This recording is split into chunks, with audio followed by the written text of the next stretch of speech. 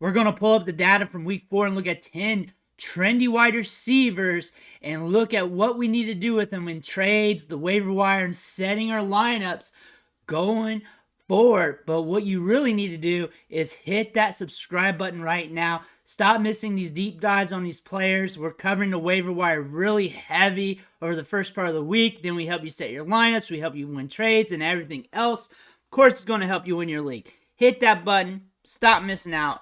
Let's look at these 10 wide receivers here. First one, Nico Collins had himself a day. We've talked about him a lot this year, in the offseason, in the start of the year.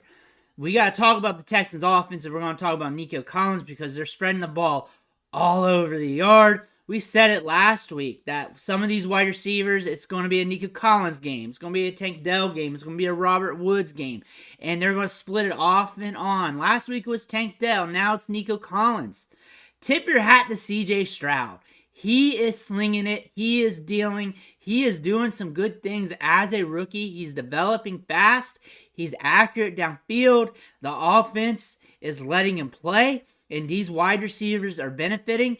Nico Collins fits well with CJ Stroud from what we saw from his draft profile. A downfield pass catcher with good ball skills. We had a good average depth of target last year and a good target share. And now we're seeing him have some big games. We're going to see this continue off and on with these wide receivers throughout the season. Next is Chris Godwin.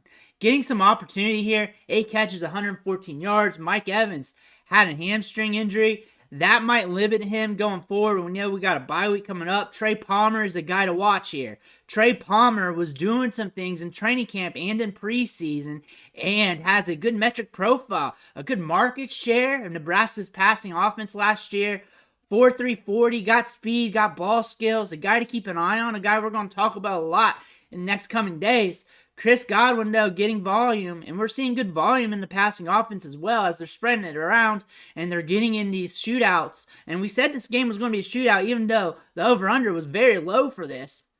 Chris Godwin doing some things still, getting opportunity in the offense as Chris Godwin does, even with Baker Mayfield at quarterback. A lot of people were down on the offense going into the season, but we're seeing some good things. Next, we got Puka Nacua here, and he is going to be a thing for a long time. He is going to be a thing, even with Cooper Kupp back, because we're seeing the targets get distributed. They're throwing the ball around. They're throwing it. They're mixing it up. But Puka Nacua, even in his low games, and it was last week, was a decent fantasy performance. We don't have to worry about him. I know some people are, and I know a lot aren't. But Puka Nacua, it's every single week, and we're going to keep talking about him because it's an interesting story here. A late-round prospect doing some things, having the breakout rookie season that a lot of people weren't really pegging, but now it's happening. Now we got to talk about another rookie who was drafted a few rounds higher. That's Michael Wilson, and he has been trending these last few weeks, having a good route participation rate of around 75% each week and getting some volume here and there. And now this week he catches 7 balls, 76 yards, 2 touchdowns. He's a hot waiver wire dandy. We talked about him in some videos over the last few weeks because he was getting some opportunity that was going to eventually do something for him. A touchdown here and there, some volume in some games. We had it last week, and we looked at him in training camp. When we went over those clips, go wheel back to that in the archives. He is a very nuanced route runner, good ball skills, and we're going to have to do a You Need video on him this week so you know more about Michael Wilson. It was him and Puka Nacua at the Senior Bowl going off. These two veteran wide receivers, when you look at the production from college, you're like, who are these guys? But then you watch them play, and you're like, whoa, these guys do some things. We're going to have to talk about him more this week, but Michael Wilson is doing some things. He's getting some opportunity. This is a weird offense. This is a weird offense for fantasy week to week. May not be consistent, but we're looking at a player who's getting opportunity very early in his career. Next, Terrace Marshall. The trend here is you want to watch this wide receiver, not just this year, but next year, the year after, because he might do some things when he goes to his next team. He might get some opportunity when he goes to a team with different quarterback play, a different system, more opportunity. That's what I'm feeling about him. I feel like he did not hit expectations or to his upside at the spot. Another thing, he's still a young player. He's at the age of an older rookie. We had some injuries at the wide receiver spot, granting him some opportunities this week. Not going to be a weekly thing, but a player, when he is in the lineup, seeing snaps, seeing routes, he's going to get some deep balls his way, and something you need to pay attention to. And they're slinging it to all the wide receivers. Last week was a DJ Chark game. Now we get an Adam Thielen games almost consistently. Terrace Marshall rears his head out and says, hey, look at me for this week. We got to see him going forward. Not a fantasy get off the waiver wire, but really, honestly, long term, pay attention to him, see where he goes after his rookie contract, and watch and see how he's implemented in his next offense. Now we're looking at Jake Ferguson, and we like the tight ends for the Dallas Cowboys, and it's hard not to say that. Whoever's there running routes at the tight end spot is going to get peppered. Jake Ferguson is the next man up after we lost Dalton Schultz here. 7 catches, 77 yards. It's been consistent. He had one iffy game, but it's coming back. Also, this game was a blowout. We've seen Luke Schoonmaker get some opportunity here with a couple targets. Cowboys drafted him in the 2nd round. A decent athletic profile out of him. So another tight end you want to pay attention for in the long term. Now we're looking at DJ Moore. This might be a sell opportunity as he posted 8 catches for 131 yards and a touchdown. The Bears, we all know about it. They're up and down and a lot of down. And that's just how it is. And DJ Moore's had some games and some productivity. Maybe you can get something out of him. Maybe not.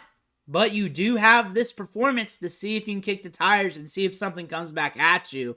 Because you don't trust this offense. You don't trust putting DJ Moore in your lineup. I'm getting a lot of lineup questions with him in it. And every week we're in these predicaments, not knowing what we want to do here. Maybe this is a good time to unload them, see what you want, see what you get, and see if you can make something happen. We had another wide receiver sneak some production this week, and it's Nick Westbrook. 5 catches, 51 yards, and a touchdown.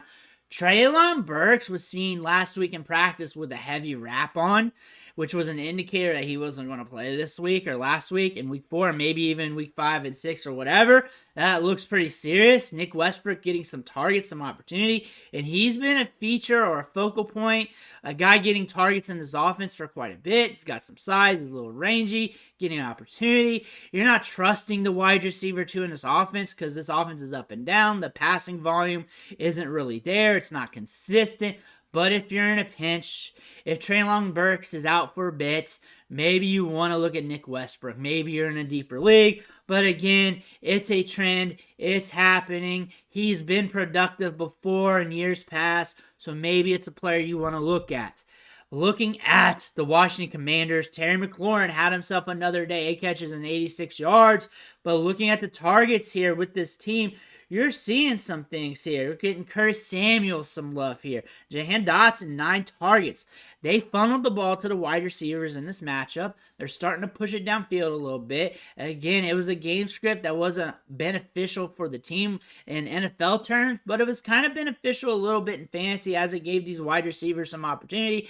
Terry McLaurin has been the consistent star in the passing department here. He has been the consistent wide receiver as of late. Jahan Dotson was pegged as a breakout candidate. It does not seem like it's going to happen. It's not going to fire, even though he scored a touchdown this week.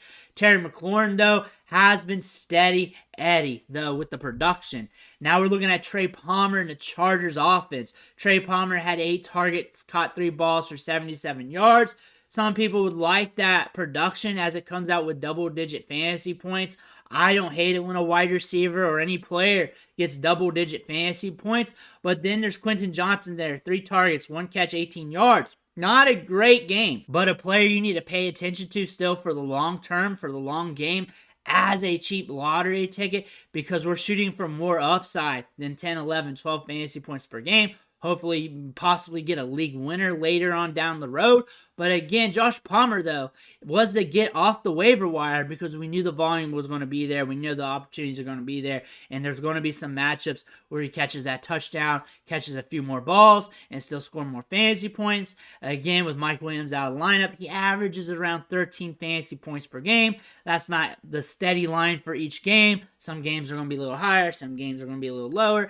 And when you think about that average, it seems like that's going to be true to form with what we're going to be getting out of him for the rest of the season. Those are 10 trendy wide receivers from week 4 that we were looking at. We're looking at the usage. We're looking at the workload. We're looking at whether they're buys, sells, pickups off the waiver wire, pretty much everything. Do we need them later? Do we not? What's going on with these players? But let me know what you think in the comments below. Want to hear about it? Make sure you hit that subscribe button on the way out. Catch you on the next video.